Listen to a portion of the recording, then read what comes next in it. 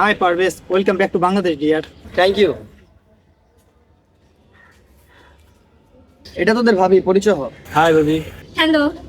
সত্যি বন্ধু, তোকে এতদিন পর দেখে আমার খুব ভালো লাগতেছে। আসলি তুই দুইটা গাড়ি নিয়ে আসলি? দুইটা গাড়ি? বন্ধু দুইটা গাড়ি কার?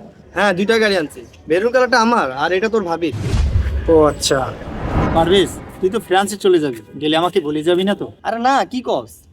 আমি বিদেশ যা টাকা কামায় অনেক বড় লোক হইয়া আমার জন্য যখন একটা গাড়ি কিনবো, তোর জন্য আমি একটা গাড়ি কিনবো।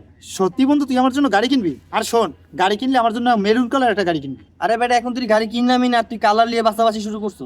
দোষ, তুই বিদেশ যাইয়ে বড় লোক হয়ে গেলে চেঞ্জ হয়ে যাবি না তো? আরে দোস্ত, তুই তো জানোস আমি ওরকম না। সত্যি বন্ধু, তোরে অনেক মিস করছি আমরা রে। হ্যাঁ পারভেজ, আমরা সবাই তোর অনেক মিস করতাম। আর তুই তো ছিলি আমাদের একমাত্র বন্ধু। কেউ যদি জিজ্ঞেস করতো পারভেজ কেমন আছে, আমরা অনেক গর্ব নিয়ে বলতাম হ্যাঁ পারভেজ আগের থেকে এখন অনেক ভালো আছে। কিন্তু তোরা বন্ধু হয়তো কখনো গর্ব করার মতো কাজ করস নাই। কেন, আমরা কখনো তোরে কোনো কাজে না করছি? কোনো কাজে না করস নাই ঠিকই, কিন্তু কখনো হ্যাঁ তো বলস নাই। মাসের আজকে 1 তারিখ 50,000 টাকা হাত খরচের জন্য পাঠিয়ে দিছে। আরে আমারও তো 1 লাখ টাকা পাঠাইছে, আমি খরচ করবো কোন থেকে এটা তো খুঁজে পাইতেছি না। আচ্ছা তাহলে চল আজকে একটা পার্টি করি। চল যাই। সোহাগ, ইসুফ, তোদের সাথে আমার একটু কথা আছে। কি কথা বল। তোরা তো জানোস আমি ফ্রান্সে যাচ্ছি, আমার কিছু টাকা দরকার, আমি যাই তোদেরকে পাঠিয়ে দিব। না রে বন্ধু, বাড়ি থেকে এখন হাত খরচের টাকা পাঠায় নাই, পাঠালে আমি তোরে দিতাম। আচ্ছা বন্ধু তোরা থাক, আমাদের কাজ আছে, আমরা যাই। আল্লাহ ঠিক মতন বাসা ভাড়া দিতে পারে না, আবার ফ্রান্সে যাই।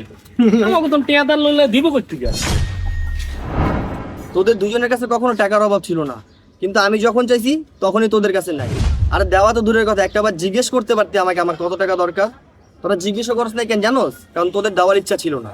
পারভেজ তুই আমাকে ভুল বুঝতেছিস। পারভেজ, বিষয়টা আসলে এরকম না। তোদের সাথে তো আমি অনেক বছর চলছি, আমি জানি তোরা কেমন আর ইমরান কেমন। ইমরান, তোর জন্য একটা গিফট নিয়ে আসছি। কি গিফট? এই নে। গাড়ির চাবি? হ্যাঁ, আজকে থেকে ওই মেরুন কালার গাড়িটা তোর। কিন্তু বন্ধু, তোর গাড়ি কোনটা? ওইটা আমার গাড়ি না, ওইটা আমি তোর জন্য কিনছি। আর তোর ভাবি যেটা নিয়ে আসছে ওই গাড়িটাই আমার। আমি তো তোকে বলছিলাম যখন আমার জন্য একটা গাড়ি কিনবো তখন তোর জন্য একটা গাড়ি কিনবো। আর এই দেখ, তোর পছন্দের কালারের একটা গাড়ি নিয়ে আসছি। এটা পারভেজ, তুই গরিব কি এত দামে একটা গাড়ি গিফট করলি আর আমাদের বন্ধুত্বের পরিচয় দিচ্ছিস না? তুই যাকে গরিব বলতেছিস তুই জানোস ও মনে থেকে কত বড় লোক? পুরো দুনিয়ার টাকাটা ওর সামনে কিছু না। তুই জানোস ও আমার জন্য কি করছে? পারভেজ, আমি জানি তুই ফ্রান্সে যাবি, আর ফ্রান্সে যেতে হলে অনেক টাকা লাগে, আর তোর টাকা শর্ট করতে পারে। এই ধর, এই টাকাগুলো রাখ। এত টাকা? এত টাকা তুই কই পাইলি? আরে আমার কাছে জমানো কিছু টাকা ছিল, আর আমার যে বাইকটা ছিল না, ওটা আমি বিক্রি করে দিছি। তুই আমার জন্য তোর বাইক বিক্রি করে ফেলছস? আরে বাইক বিক্রি করছি তাতে কি হয়েছে? তুই যখন টাকা কামাবি তখন আমি আরেকটা কিনে নিব, আর বন্ধুত্বের জন্য তো এতটুকু আমি করতেই পারি। সত্যি ইমরান, তুই আমার সত্যিকারই বন্ধু। কেউ যদি আমার খারাপ সময় আমার পাশে থাকে, আমার ভালো সময়টা ওর জন্য।